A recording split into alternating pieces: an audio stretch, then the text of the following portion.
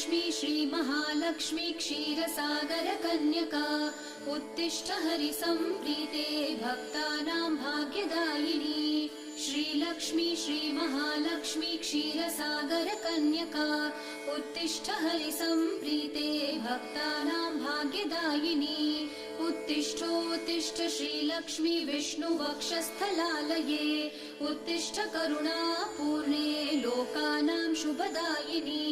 उत्तिष्ठोत्तिष्ठ श्रीलक्ष्मी विष्णुवक्षस्थलालये उत्तिष्ठ करुणापूर्णे लोकानां शुभदायिनी।